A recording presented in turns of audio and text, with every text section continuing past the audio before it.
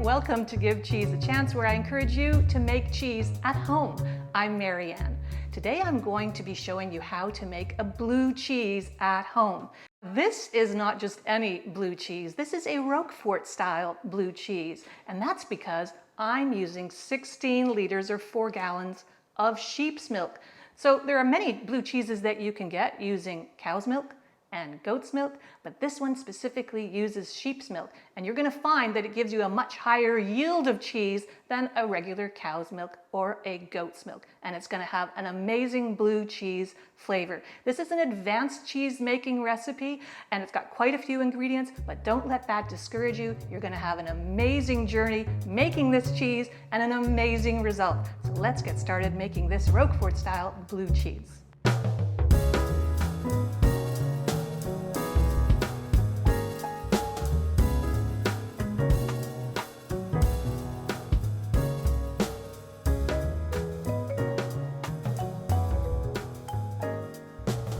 I am using pasteurized sheep's milk, but if you have access to raw sheep's milk, that's great. If you want to pasteurize it, then there are two techniques you can use. You can choose between both of them. So first, you can slowly and gently heat your sheep's milk to a temperature of 63 degrees Celsius or 145 degrees Fahrenheit and keep it at that temperature for 30 minutes.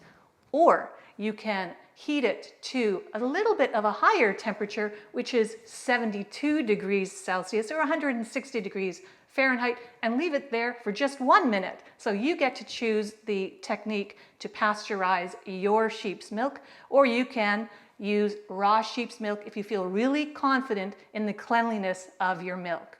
Once you've finished pasteurizing your milk, it's time to heat your milk to a temperature of 32 degrees Celsius, which is about 90 degrees Fahrenheit. And at that point, it's time to add your bacterial and fungal cultures. But first, I'm going to do a pH reading of my milk. And you don't have to do a pH reading at home if you don't have a pH meter. But taking a pH reading now and then a few hours from now will give me an indication that my cheese making process is going correctly. So let's take an initial pH of our milk. My pH reader is showing a pH of about 6.5. It's time to add our bacterial and fungal cultures since our milk is at the right temperature, 32 degrees Celsius or 90 degrees Fahrenheit. And once it has reached that temperature, I make sure to turn the heat off. So let's add our bacterial and fungal cultures. First, I'm going to be adding starter bacterial cultures to acidify the milk over the next few hours. I'm going to add a 1/4 teaspoon of Meso type 2 and a 1/4 teaspoon of aroma type B. I'm also going to be adding 1/2 teaspoon of MD89, which is going to break down the fats and really give an amazing buttery flavor. And next I'm going to be adding 1/4 teaspoon of leuconostoc mesenteroids. This bacteria is also known as LM057. And what it does is it keeps the holes between the cracks open to allow for the blue fungal growth that gives blue cheese its characteristic name and flavor. And then we're going to be adding our penicillium roqueforti spores. So we only need 1/8 of a teaspoon for this entire pot. And I'm going to sprinkle it over the surface. Now I'm going to mix this all together for 1 minute. I really want to make sure that all the bacteria that I've just added and the fungal spores are mixed throughout the entire pot from top to bottom. As a side note, you will not need to add any calcium chloride to this milk, as we do often with other recipes that use pasteurized or homogenized milk. You just don't need it. Sheep milk creates a very good firm curd without it. And now that the milk has been thoroughly mixed, it's time to add our rennet. We are going to be adding 1/2 of a teaspoon of liquid rennet into a 1/2 cup of non-chlorinated water and stirring before adding it to the milk. If you only have tablet rennet, then use just 1/3 of a tablet into the water instead. Here I have my rennet diluted in the water, and I'm going to mix it into my milk. And I'm adding rennet because I want to convert this liquid milk into a gel-like state. I just finished mixing for 1 minute. I do not want to agitate this milk for the next hour, so I'm going to put the lid on the pot and let it sit there for 1 hour undisturbed. So I'll see you in 1 hour.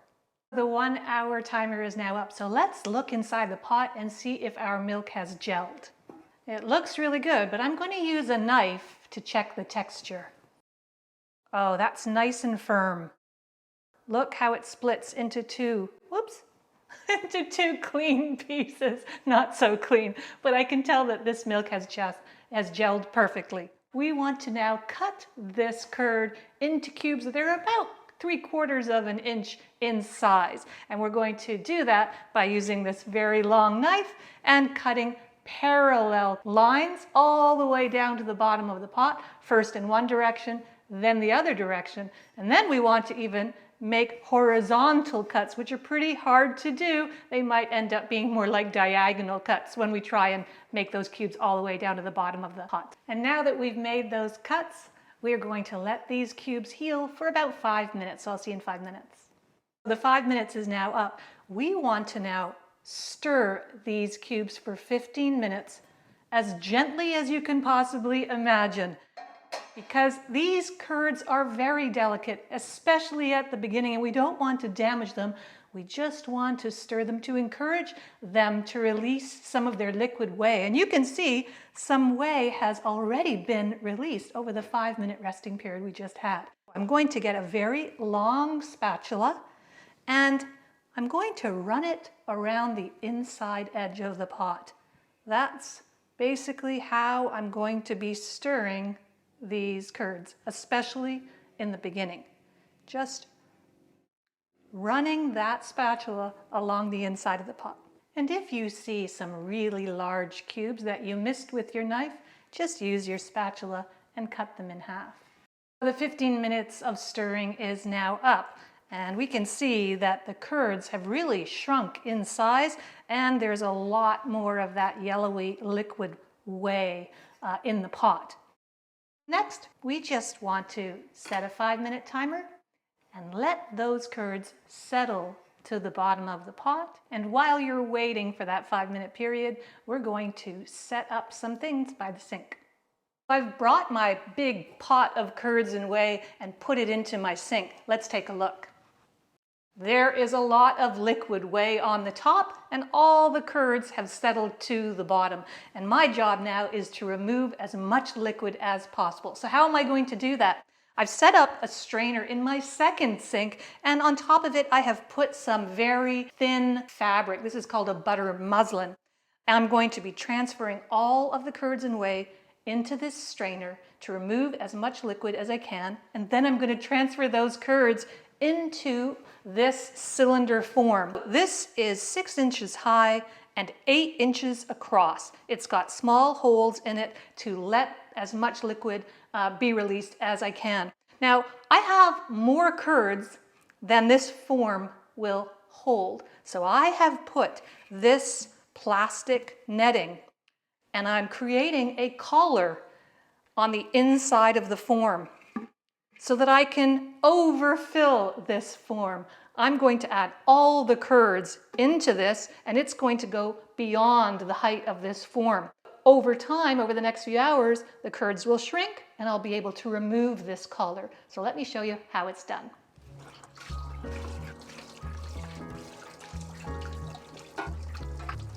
I'm going to let this drain for a few minutes. I'm even going to encourage more whey to be drained by lifting the sides a little bit. That looks pretty good. I'm going to transfer these carefully into my cylindrical form.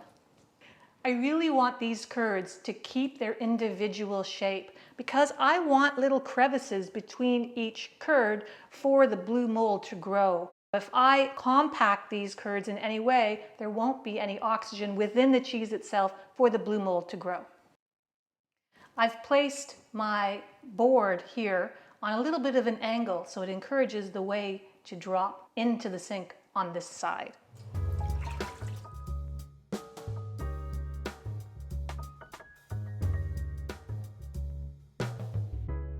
You can see now that the curds have shrunk down to the top of the form. So we can remove this collar.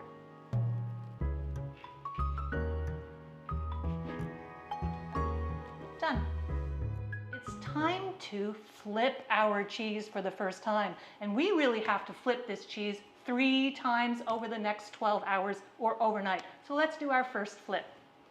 I have a Japanese style sushi mat. I'm going to lay it on top of the cheese and I'm going to quickly and confidently flip the whole thing.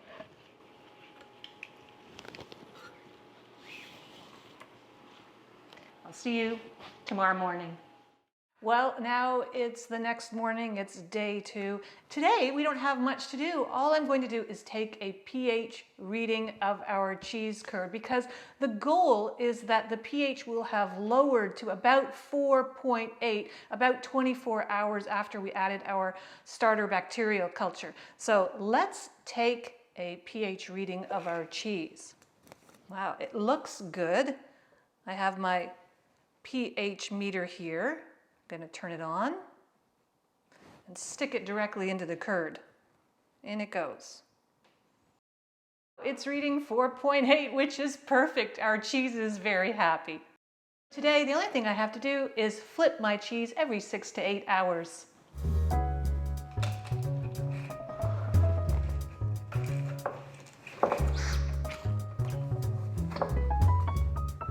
And it will continue to drain.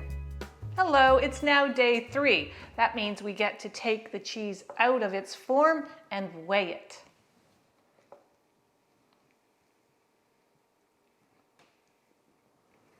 Doesn't that look amazing? You can see all the different cracks that have been formed by the joining of the curds, and those cracks are going to be filled with the blue mold that makes blue cheese delicious. I'm going to rub these out to make a smoother rind. I want those cracks on the inside of the cheese, but it's a lot easier to take care of this cheese if the outside is smooth. So let's weigh the cheese. Our cheese weighs about 3,409 grams, which is about 7 pounds, 8 ounces. That's a really good sized cheese. And now we have to figure out how much salt do we need to add to this cheese to get an internal salt concentration of 3.5%, which is what we want. But we will need to oversalt the cheese. We're going to weigh out about 4.5% of salt. And that's because we know we're going to lose some salt on our fingers as we apply the salt to the surface of the cheese. We know some's going to be lost in the bowl, and some will just weep away as the cheese loses moisture over time. So let's weigh out 4.5% salt. And here's the calculation on how to do that. We multiply the weight of the cheese, 3,409 grams, by 0.045, which is the percentage of salt that we need. That will give us a resulting 153 grams of salt. And make sure you use non-iodized salt for this cheese making project. Perfect, we have 153 grams of salt. So let's coat the top, the bottom, and the sides of our cheese. The purpose of salting this cheese is to add flavor, preserve the cheese longer, and to mitigate or slow down the growth of the blue mold. So this cheese is fully salted now, but it is still pretty soft. So I'm going to put it back into its mold and let it continue to lose moisture over the next few days. And I'm going to put it into a ripening box with the lid just slightly ajar to allow for more drying of the cheese. Keep flipping this cheese every day, and you want to make sure to wipe away with a paper towel any moisture that is accumulated at the bottom of the box. Mature it at the temperature of 10 degrees Celsius or 50 degrees Fahrenheit. Just watch how the blue mold spores germinate and take over the surface of the cheese over the next few weeks.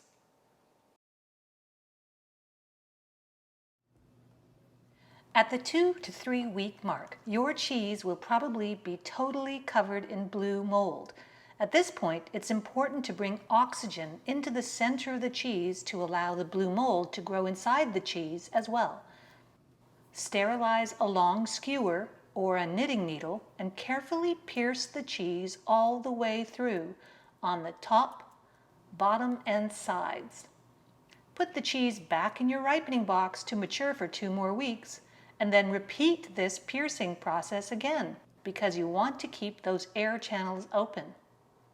Hello everyone! It's now been over 3 months since I made my Roquefort-style blue cheese, and I have my friend Ilda Costa Sarnicki with me to do a taste test. So welcome to this Roquefort-style blue cheese taste test, Ilda.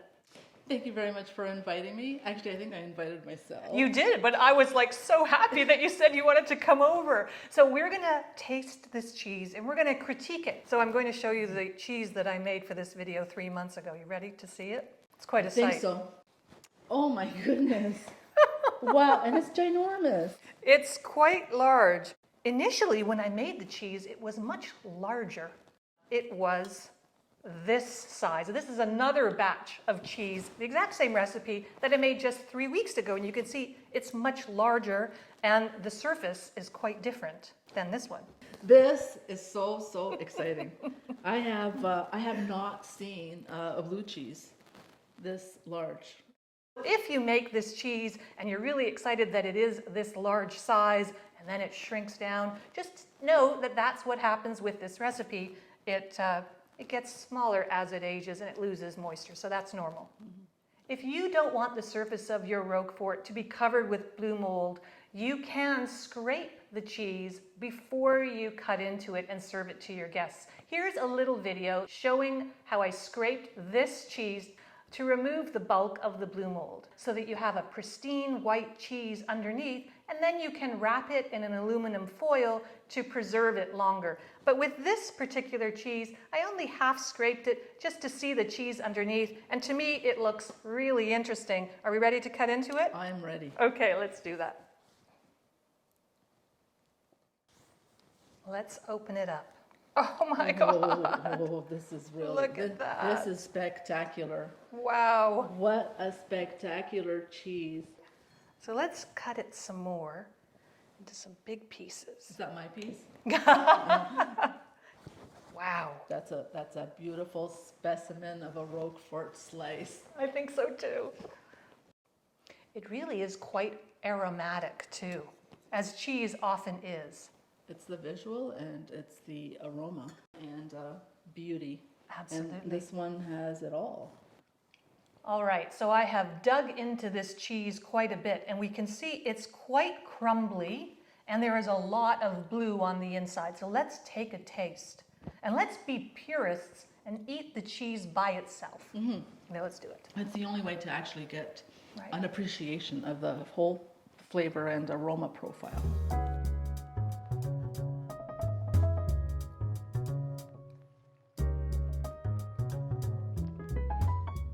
Marianne, this is really good. This is very good. I can't believe how creamy and crumbly it is at the same time. That is a hit. I don't think I've ever made a better blue cheese than this one. It is perfectly salty. It has a great blue flavor, but there's no bitterness. I think it's delicious, and I'm really happy with the way it turned out. It's definitely not Barney. No. But I feel, because I just recently appreciated a grassy flavored cheese, I get a little of that. You can taste but it in a a little good bit? way. It's more herby. Oh, okay. It's more herby, grassy, and I just can't get over with the amount of creaminess that's in there. Because when you see it crumble, you're expecting it like it'll be a little harsh on the tongue. Not at all. It's very smooth. Yeah. And luscious. Right. It's incredible. Wow, that really smells like blue cheese. And it's crumbly, and it's salty, but not bitter. This is amazing.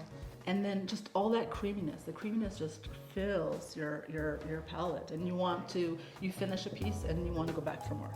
Well, I hope you enjoyed watching this journey to make this Roquefort-style blue cheese.